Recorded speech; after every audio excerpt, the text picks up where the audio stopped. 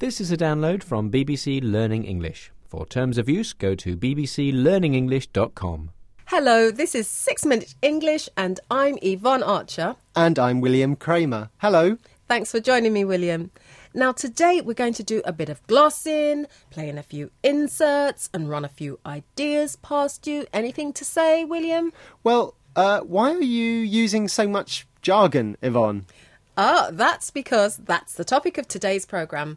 So you'd better explain what jargon is for us. OK, well, jargon is a noun that we use for specific groups of words and expressions. They're only used by people in special or technical situations because they are the only people who really understand. So, for example, glossing? Yes, glossing basically means explaining. So, really, the only people who know what glossing means are people like you and me, people who teach English over the radio.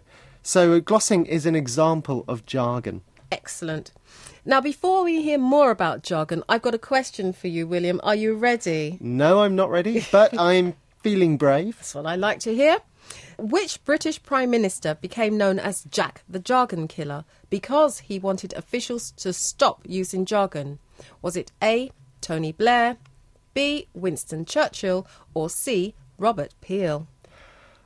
I don't know the answer to that question, but I'm going to go for B, Winston Churchill, because everybody knows that Winston Churchill loved the English language and he was a very great speaker, so maybe he didn't like jargon. Good answer, but we'll find out at the end of the programme whether you're right or wrong. OK, recently officials were asked to stop using all the jargon that was written on a list. It contained 100 different words and expressions, all a jargon that people didn't understand unless they work with government officials, for example.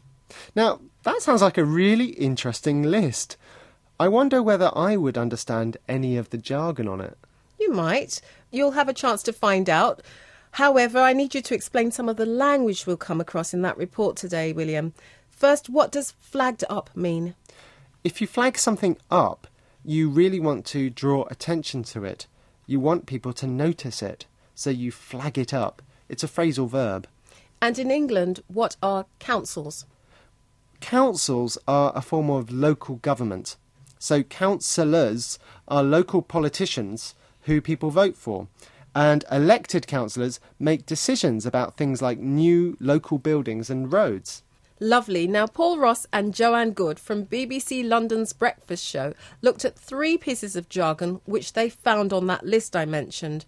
But do they understand any of the jargon? Try to find out. What do these phrases mean to you?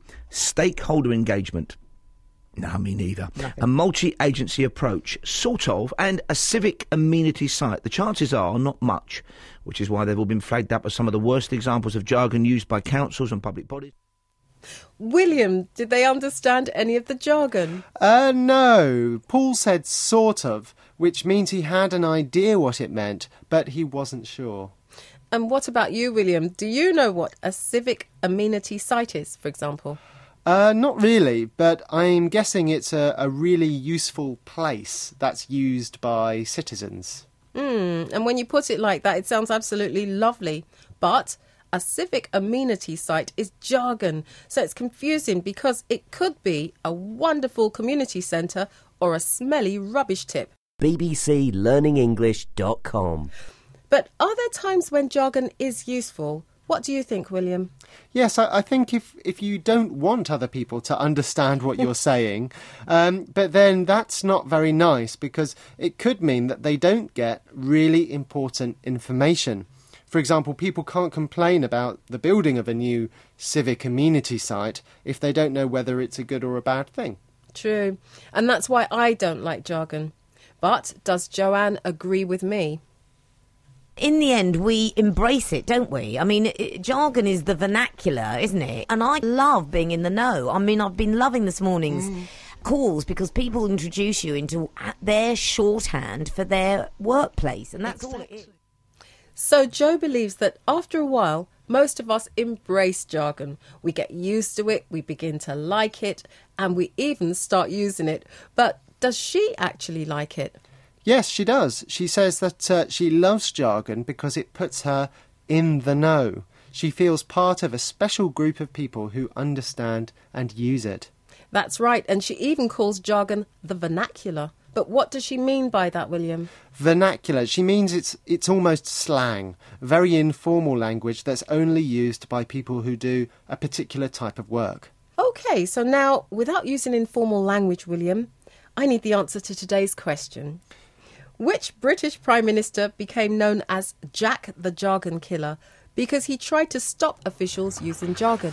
I said maybe Winston Churchill. And you were absolutely right. Yay! Yes.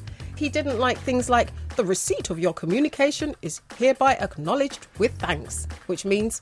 Thanks for your letter. No, easier. But that's all we've got time for today. Goodbye. Goodbye. bbclearningenglish.com